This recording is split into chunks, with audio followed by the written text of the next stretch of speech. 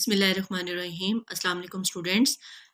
जी बच्चों, कैसे हैं आप लोग? उम्मीद है कि खैरियत से होंगे। तो बेटा, आज हमने कौन सा काम स्टार्ट करना है? आज हमारा टॉपिक है माँ का ख्वाब। नज़्म हमने स्टार्ट करनी है। पेज नंबर आप खोलें 61।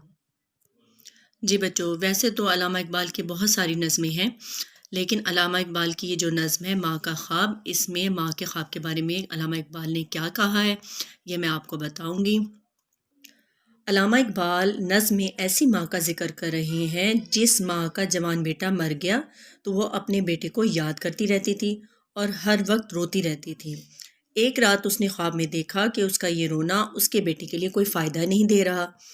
दरअसल इस नज़्म में अल्लामा इकबाल हमें ये समझाने की कोशिश कर रहे हैं कि अपने प्यारों की वफ़ात पर रोने धोने के बजाय सब्र से काम लेना चाहिए और उनकी मग़फ़िरत के लिए अल्लाह ताला से दुआ मांगनी चाहिए। जी बच्चों, इस नज़्म में आपको समझ आ गई होगी कि अल्लामा इकबाल क्या कह रहे हैं। अब मैं इस नज़्म की रीडिंग स्टार्ट करूँगी और जो मुश्किल अल्फाज हैं उनके मायने भी आप वाज़ह तौर पर देख रहे होंगे कि मैंने लिखे हुए हैं। सेम इसी तरह आपने भी अल्फाज के मायने बुक पर मेंशन करने हैं और इसे अच्छे तरीके से याद करने हैं। ठीक है, हम रीडिंग भी करते हैं और साथ अल्फाज के मायने भी रीड करते हैं। ठीक है, तो बेटा इसके साथ मैं आपको ये भी बता देती हूँ कि थोड़ी बहुत मैं इस शेर की जो है थोड़ी सी तशरीह वगैरह तो हम बाद में करेंगे, लेकिन थोड़ा सा मैं इसको एक्सप्लेन भी कर दूँगी ताकि आप वाज़ह तौर पे आपको समझ आ जाए। ठीक है, हर शेर के बारे में, ताकि आपको कोई परेशानी ना हो। तो इसमें सबसे पहले स्टार्ट करते हैं रीडिंग। मैं सोई जो एक शब तो देखा ये ख्वाब, बढ़ा और जिससे मेरा इज़्तिराब। शब किसे कहते हैं बेटा? रात को। और इज़्तिराब किसे कहते हैं? यानी कि बेचैनी, बेकरारी, बेताबी। ठीक है, इसका मीनिंग आपको समझ आ गई होगी। तो इसमें अल्लामा इकबाल क्या कह रहे हैं? माँ एक रात सोई तो एक ख्वाब देखा जिससे मेरा इज़्तिराब बढ़ गया, यानी कि उसकी बेचैनी बढ़ गई। ठीक है, इसमें यानी कि इस शेर में कहा गया है। नेक्स्ट हम पढ़ते हैं। ये देखा कि मैं जा रही हूँ कहीं, अंधेरा है और राह मिलती नहीं। तो इसमें क्या है? राह किसे कहते हैं बच्चों? रास्ता। रास्ते को क्या कहते हैं? राह। तो इसमें अल्लामा इकबाल क्या कह रहे हैं? माँ ने ख्वाब में देखा कि मैं कहीं जा रही हूँ और अंधेरे की वजह से मुझे रास्ता नहीं दिखाई दे रहा। ठीक है, ये समझ आ गई। यानी कि हर लाइन को गौर से समझना है और इसको एक्सप्लेन कर रही हूँ और इसको आपने समझ कर लिखना है। ठीक है, बाद में मैं आपको इसकी तशरीह करवाती रहूँगी। नेक्स्ट है हमारा। लरसता था डर से मेरा बाल बाल, कदम का था दहशत से उठना मुहाल। लरसता किसे कहते हैं? कांपना। और दहशत किसे कहते हैं? खौफ को। और मुहाल किसे कहते हैं? मुश्किल को। तो इसमें क्या कह रहा है शेर? सॉरी बेटा, शायर। शायर क्या कह रहा है? पहली लाइन को गौर से देखें। इसमें शायर कहता है कि डर की वजह से मेरा पूरा बदन कांप रहा था। और सेकंड में क्या कह रहा है कि और खौफ के मारे मारे मेरा कदम उठाना भी बहुत मुश्किल लग रहा था। ठीक है, नेक्स्ट है हमारा। जो कुछ हौसला पाके आगे बढ़ी तो देखा कितार एक लड़कों की थी। हौसला किसे कहते हैं बच्चों?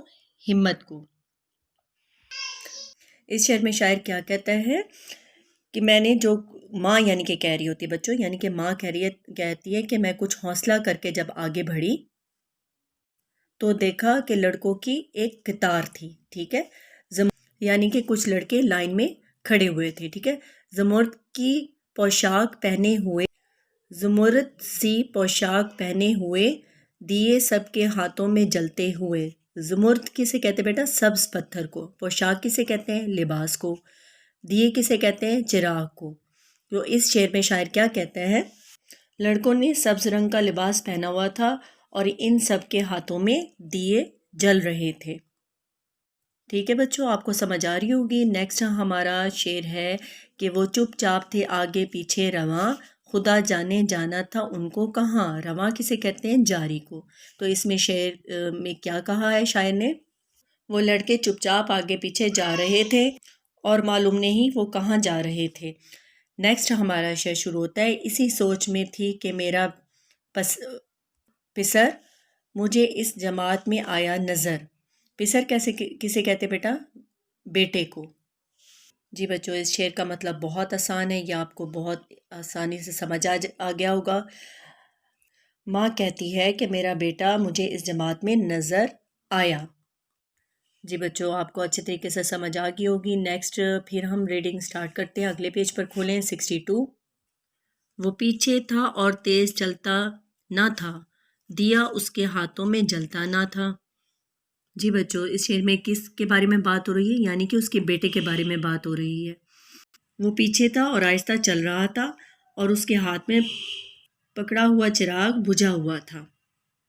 بیٹا اس میں آپ نے غور سے دیکھا ہوگا، اس میں اتنا کوئی مشکل لفظ نہیں تھا جو میں آپ کو ایکسپلین کرتی ہوں۔ ہاں، دیا لکھا ہوا ہے جس کا مطلب ہوتا ہے چراغ۔ نیکسٹ ہے ہمارا، کہا میں نے پہچان کر میری جان، مجھے چھوڑ کر آ گئے تم کہاں۔ تو یہ بھی بہت آسان ہے۔ اس میں کیا کہہ رہا ہے شاعر؟ اس شعر میں ماں نے اپنے بیٹے کو پہچان کر کہا کہ میری جان تم مجھے چھوڑ کر کہاں آ گئے ہو؟